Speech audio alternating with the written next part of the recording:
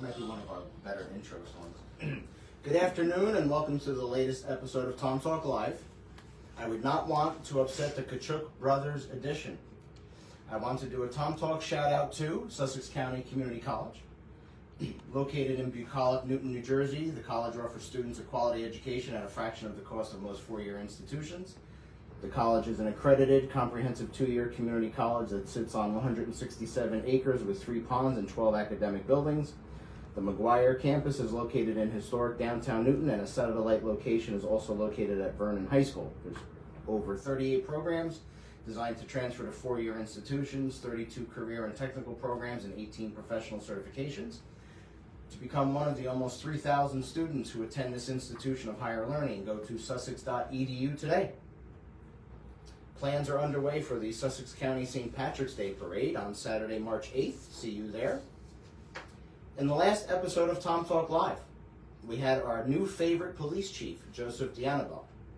Today, we continue our flagrant attempt for high ratings, social media influence, and an honorary degree by speaking with our new favorite interim college president, Dr. Cory Homer. Great to have you on our program today, President Homer.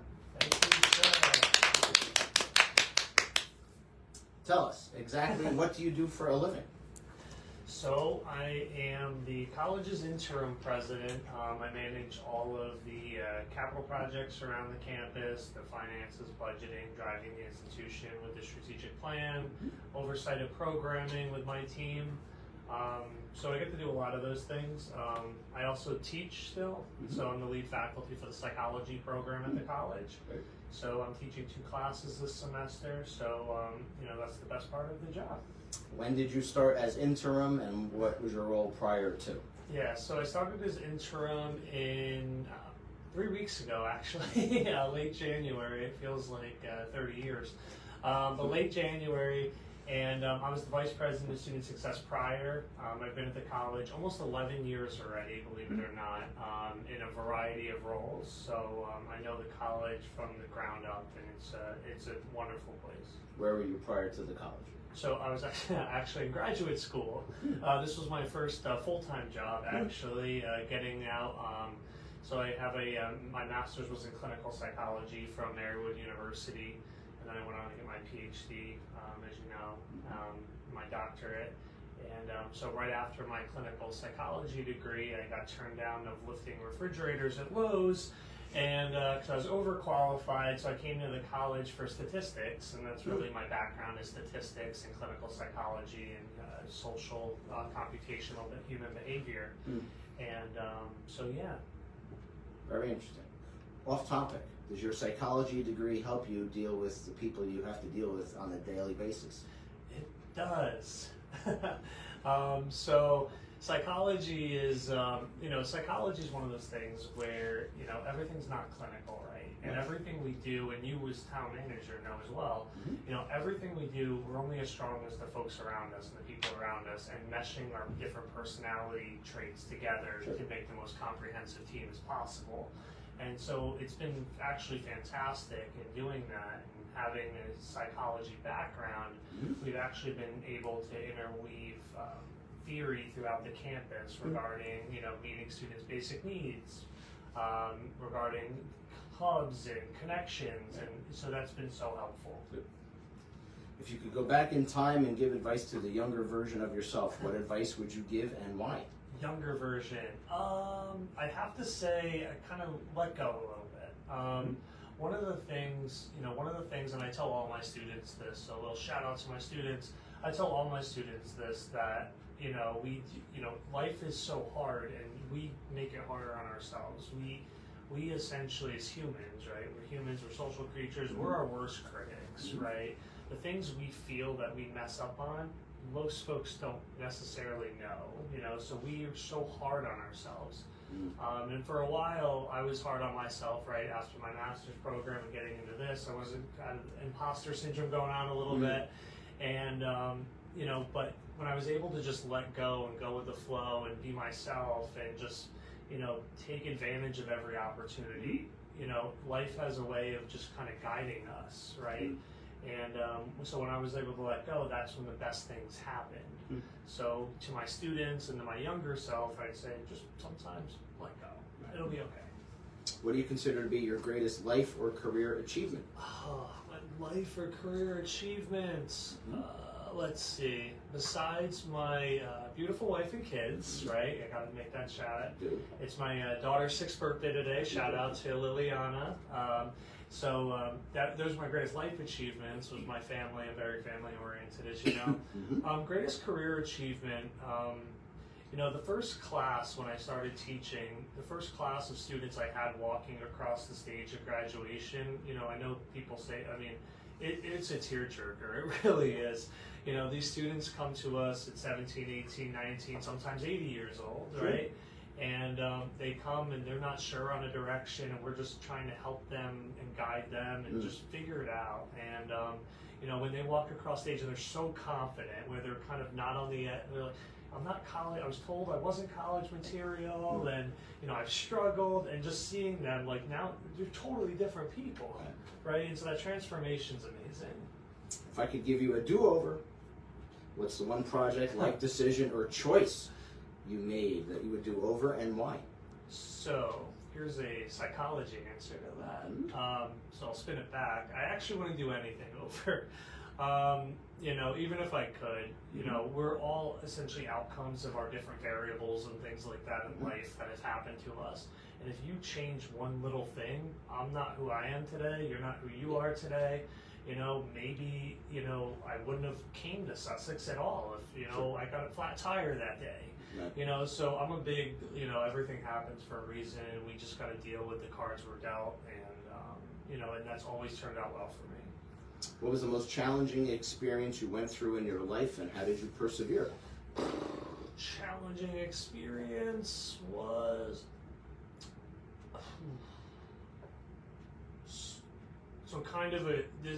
kind of a personal one, but kind of important. So I'm also the dive captain for the fire department.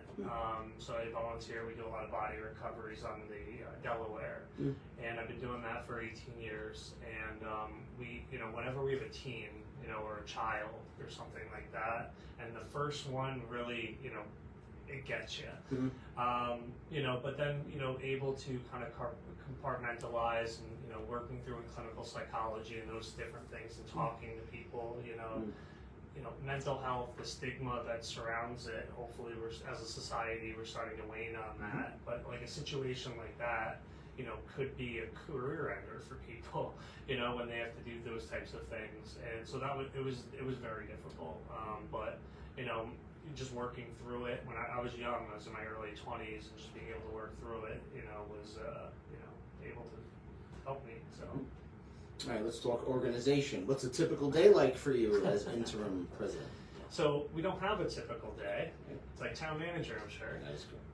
So we don't have a typical day, and that's one of the best parts about the job, right? Is that you never know what you're walking into, and we have it's the whole pivot or perish thing, right? And we have to pivot, right? We have to innovate. We have to constantly change. When we don't adapt to the situation around us, things go downhill, right?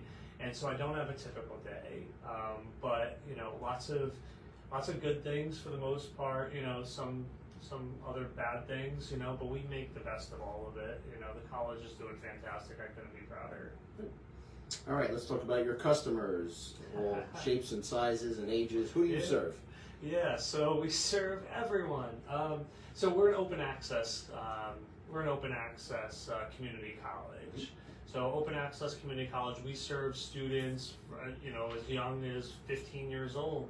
With Ty Lewis, who aced all the tests and graduated with 3 degrees from us by the time he was 20 years old. And he's out of private school in Colorado, all the way up to Bernie, who graduated last year in '93.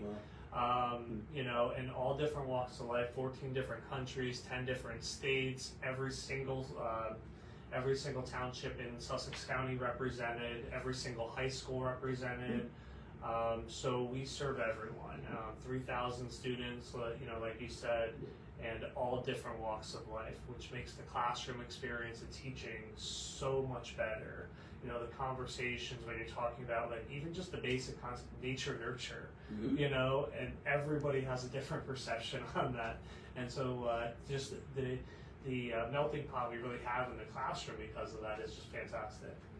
All right, let's put your Nostradamus hat on. Here we go. Where do you see things going in higher ed? It seems to be evolving as we speak. So where do things go the next 3 to 5 years? So my Nostradamus hat, I must say that two things are definitely going to happen. Higher education has to continue to remain relevant to the job market. We're very fortunate. We have a number of technical occupations that supports our workforce in the county and economic development, and students able to see a tie to a job right away is helpful. We're going to see more reliance of the community colleges in the tech industry, because by the time things are changing so rapidly, by the time a student starts a 4-year degree in 4 years, the technology is so different, right? So what you started learning is different, and the community colleges were uniquely positioned to be able to pivot, right? It's that whole pivot or perish. We're also going to see more mergers and closures, right? The landscape of higher education is mergers, closures right now. Sussex, we're diversifying our academic programs. We're doing new, creative, innovative things to bring in more students. We already get 23% of all students who graduate in the county. 23% is pretty remarkable out of every high school. So we're ecstatic. We're well positioned to kind of see through this. Why is it so important that the college be a good partner and give back to the community? Partnerships everything, right?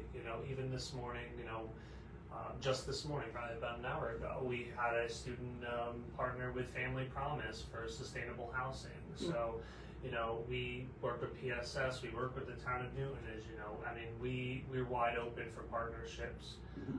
When I was meeting, I gave a great presentation to the chamber on our direction moving forward at the chamber breakfast, and I must have been there maybe an hour after, just answering more questions and more partnership ideas. And it's just so great to be received by the community so well, and just for everybody, we're always open. Anything you write down on a cocktail napkin, let's work it out and see if we can make something work. Sure.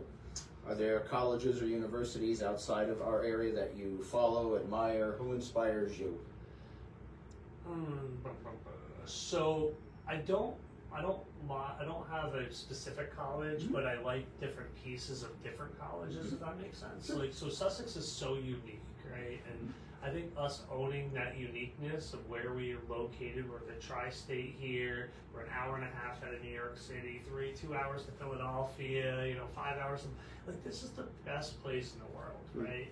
So I grew up in Matamoros my whole life, right across the border. I'm the mayor of Matamoros, Pennsylvania, and I've stayed there, raising a family 500 yards from where I grew up, because our region is the best region in the world to me. It really is, and it's just one of the things that I love about this place and what we do. That I think if we just own ourselves and what we do, and we work with the town, and we work with the county, and we work with our local regional pieces, we can pick different things from different colleges but make it our own. So all right, let's do some fun questions, which you did not review before you came. I did not read, so that was a mistake. Thank you. It's only you and I. Are you applying for the full role as president of the college? I'm planning on it. Will you use this reel and submit it? I think you should. I will probably not. But. Okay, well, there you go. I think you're doing well. So I would submit it. Then they see what you really think outside of the interview process. Okay. If aliens landed in front of you, and we know they're real, and in exchange for anything you desired, offered you any position on their planet, what would you want and why? Did you write these? Yes. Okay. Any position. Any position on their planet? On their planet. Sure. What would you want to be? What would I want to be? Well, I mean, you don't even know the makeup of their planet. You don't know the structure, right? So, I mean... Weren't you the guy that just said about letting go? Now you let go. So, wherever they would like to put me, I would love to be there. No. Not a good answer. I have all afternoon. I think I have till 6 o'clock till the county chamber event. What would you like to do? Come on. Would you stay in education? Would you be a farmer? Would you have a coffee shop? Like mechanic? You want to fix UFOs? Yeah. I mean, I like a lot of different things. Okay. Right? Like I love having a diversity of things. I love the position I'm in. I love the flexibility of partnering with folks. I love being in the education sector. I really love the healthcare sector as well too. Any sort of community service, any sort of role in that regard. That's fair. So, number 2. If you had to be shipwrecked on an island, but all your human needs were taken care of, what 2 items would you want to have with you and why? So, I don't like sand. It's a texture thing, so I need a hammock. That's easy. Okay. Right? I need a hammock. And, let me go with I'm going to go with a pop-up tent that way. So we were enjoying the island with all of our basic needs being met. Okay. That's the first time we ever had a pop-up tent. Okay. What is your favorite place to grab a bite to eat or relax in Newton? So my favorite all-time place in downtown Newton is my Arbor restaurant, or our Arbor restaurant. The students do such a fantastic job down there. I'm sure everybody here has gone there. Lunch and dinner open for reservations, and just the bakery open on Friday mornings. It's fantastic, and the student again, it's transformational for the students. And I was at Perona Farms the other day, and one of our students was there, and so it's just nice to see that kind of go full circle. That's good. When you're not at work, what hobbies or activities do you enjoy to unwind? To unwind. So I brought it up a little bit earlier. One of my favorite things is scuba diving in the world. I love scuba diving, especially the Delaware River. It's down to 111 feet up by us in Narrowsburg. And when you're underwater, there's no distractions, right? There's no technology. There's not even other people most of the time. It's just you and it's just you and you're floating. It's an awesome experience, and so that's one of my favorite things. Other than just spending time with my family, youth coaching and those different things as well. You probably wish you had read these before you came. Number 5. Do you have any hidden talents or skills that might surprise our audience? Oh, okay. See, I'm going to nail this one actually, because one of our students in the school newspaper just asked me that. Interesting. So I don't know where you got these questions from. I should interview them. Okay. Yeah, so go ahead. What's the talent? So I can walk on stilts. Pretty good on stilts. Wow. I'm a self-proclaimed champion rock skipper. So growing up on the Delaware River, so like a certain distance, or like is that what you're measuring? Probably a distance. Yeah, number of skips is always a classic. So those are two pretty hidden talents. We should put them on stilts for Newton Day. Sorry, guys. Yeah, that's fantastic. That's a great idea. Yeah. Or you should go to your interview in stilts. That's wonderful. That would capture their attention. Is there a favorite movie, series, or television program you enjoy that is set in a college or education setting? I mean, going back to Animal House, right? It's a classic. Animal House is a classic. I was going like Dead Poets Society, maybe. Oh, were you? Yeah. You gotta go with the flow. So I mean, old school's a good one too. Animal House, but any of those are it's neat. It's from a different era of college, right? Yeah, so. Number 7, is there something on your bucket list you're still hoping to check off? Yes, probably skydiving. I would love to get that done. We went to go skydiving. I actually got a surprise trip for my wife and myself to go skydiving, and that didn't happen. So she didn't want to do it, and some different things, some things she was reading. So we're going to redo it, hopefully in the next few years. Okay, that's cool. Are you a dog or a cat person? Oh, I'm a dog person. Why? We've always had dogs. I have 2 German Shepherds. I have a little German Shepherd puppy who's about 12 weeks old who loves my shoes. And so we've always been dog people. So. That's fair. Favorite cartoon?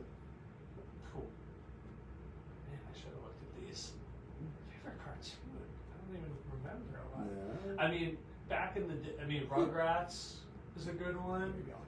Yeah, yes, I knew that was coming. I was trying to think of other cartoons. That's all right. Rugrats is a good one you grew up with. Okay. So yeah, All right. Simpsons you can't go wrong with. You know. Favorite food? Favorite food? Ooh.